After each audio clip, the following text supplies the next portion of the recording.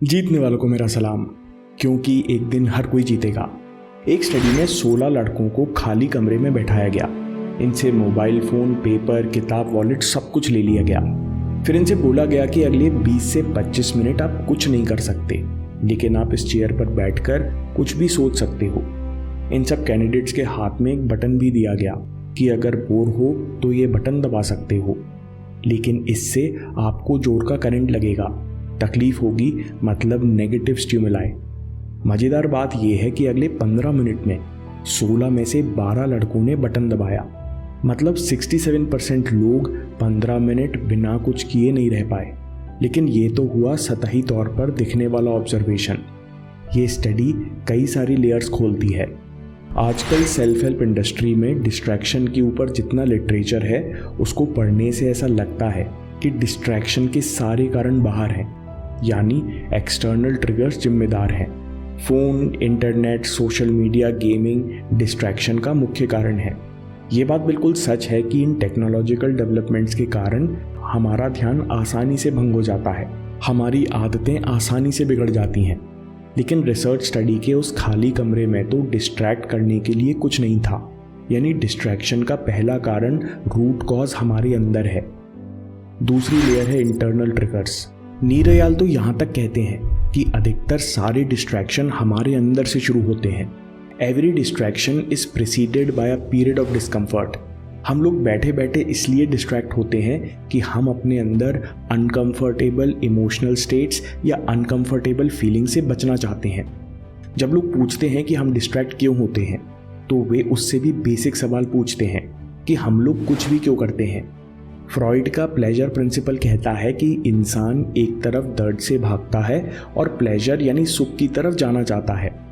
लेकिन नीर कहते हैं कि न्यूरोसाइंस की नज़र में हमारा दिमाग हर हालत में सबसे पहले पेन अवॉइड करना चाहता है, चाहे शारीरिक हो या मानसिक। जब भी हमें बेचैनी या तकलीफ होती है, तब हम अपना स्टेट बदलते हैं।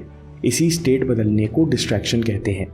जब कठिन सवाल आता है जिसे हम सॉल्व नहीं कर पाते, तब ब्रेक लेने का मन होता है। जब अकेले होते हैं तो फेसबुक चेक करते हैं। जब बोर होते हैं तो गेम खेलने लगते हैं। जब काम करने में मन नहीं लगता तो यूट्यूब पर वीडियो देखने लगते हैं। अगर बहुत स्ट्रेस में होते हैं तो कुछ खाने की इच्छा होती है। असल में हम अनकॉन्शियसली अपने अंदर पैदा होते हुई बेचैनी से बचना चाहते हैं। सारा ह्यूमन बिहेवियर असल में डिस्कम्फर्ट से दूर भागने से शुरू होता है, और दूर भागने के लिए हम कुछ भी कर सकते हैं। इसलिए जब खाली कमरे में बैठे लोगों को बोरियत के सेंसेशंस महसूस होने लगे, तो उन्होंने एकमात्र हरकत करके देखी जो वे उस समय कर सकते थे, खुद को इलेक्ट्रिक शॉक देना। तो डिस्ट्रैक्शन का जवाब क्या होना चाहिए? अगर हम किसी तरह इंटरनल ट्रिगर्स से निपट लें तो डिस्ट्रैक्शन को कंट्रोल कर सकते हैं। जब इंटरनल ट्रिगर्स की इंटेंसिटी बढ़ती है, तब हमें दूसरी चीज़ की तीव्र इच्छा या अर्ज होने लगती है। अगर इस समय हम अपना ध्यान केवल उस अर्ज यानी तीव्र इच्छा पर बनाकर रखें, तो वो आकर चली जाएगी। ये साइंटिफिकली प्रूव्ड तरीका है।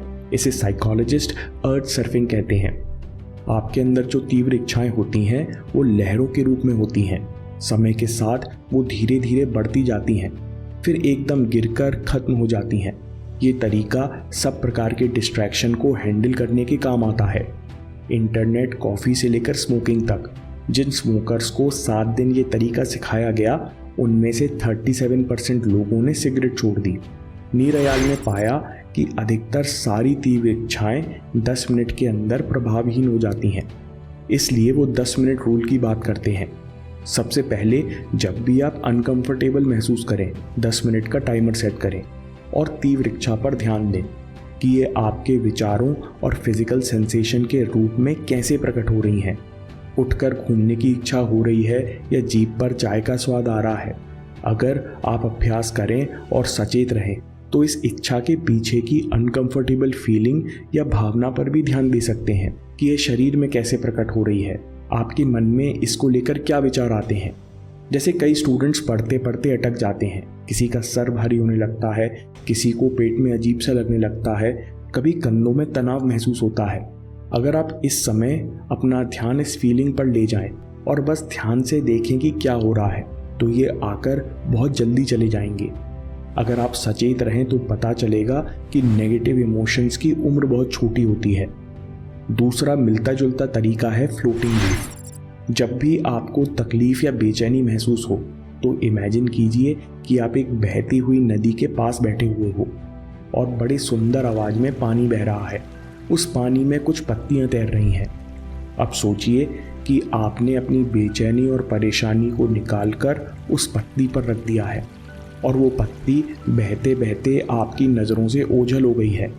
आप जितनी परेशानी रखना चाहो रख सकते हैं, वे सारी पत्तियों के साथ बह जाएंगी। ये तरीका एक्सेप्टेंस और कमिटमेंट थेरेपी में सिखाया जाता है उन लोगों को जो एडिक्शन से परेशान होते हैं।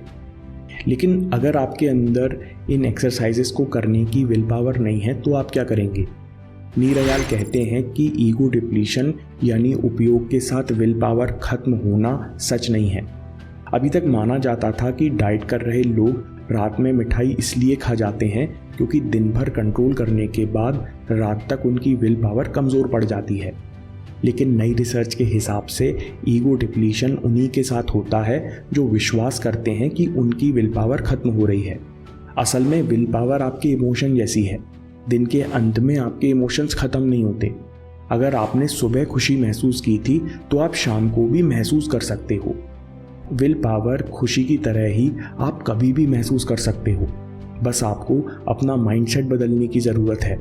अगर आप ऐसा मानते हो कि जितनी अर्जेस को आप कंट्रोल करते हो उतनी आपकी विल पावर स्ट्रांग होती है, तो उतना आप इन एक्सरसाइजेस को करने के लिए विल पावर जुटा सकते हैं। दोस्तों, नीर अयाल की इंडिस्ट्रैक्टेबल किताब बहुत ही शानदार है। डिस्ट्रैक्शन और बुरी आदतों से बचने के लिए ये किताब आपके बहुत काम आएगी। और अगर आप माइंडफुलनेस प्रैक्टिस करते हैं तो इन दोनों एक्सरसाइजेस का ज़्यादा से ज़्यादा लाभ उठा सकते हैं।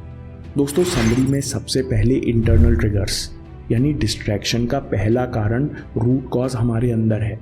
Every distraction is preceded by a period of discomfort, चाहे शारीरिक हो या मानसिक। जब भी हमको बेचैनी या तकलीफ होती है तब हम अपना स्टेट बदलते हैं। सारा ह्यूमन बिहेवियर असल में डिस्कम्फर्ट से दूर भागने से शुरू होता है, जैसे हम डिस्ट्रैक्शन कहते हैं। मतलब अगर हम इंटरनल ट्रिगर से निपट लें तो हम डिस्ट्रैक्शन को हैंडल कर सकते हैं। आपके अंदर जो तीव्र इच्छाएं होती हैं वो लहरों के रूप में होती हैं। समय के साथ वो धीरे धीरे बढ़ती जाती हैं, फिर गिरकर खत्म हो जाती हैं। इसलिए अधिकतर सारी तीव्र इच्छाएं 10 मिनट के अंदर प्रभावी हो जाती हैं। सबसे पहले जब भी आप अनकंफर्टेबल महसूस करें तो 10 मिनट का टाइमर सेट करें और तीव्र इच्छा पर ध्यान दें कि ये आपके विचारों और फिजिकल सेंसेशन के रूप में कैसे प्रकट हो रही हैं। थोड़ी देर में इस इच्छा की इंटेंसिटी बहुत कम हो जाएगी। दूसरा तरीका है फ्लोटिंग लीफ। एक नदी पर बहते हुए पानी की कल्पना कीजिए।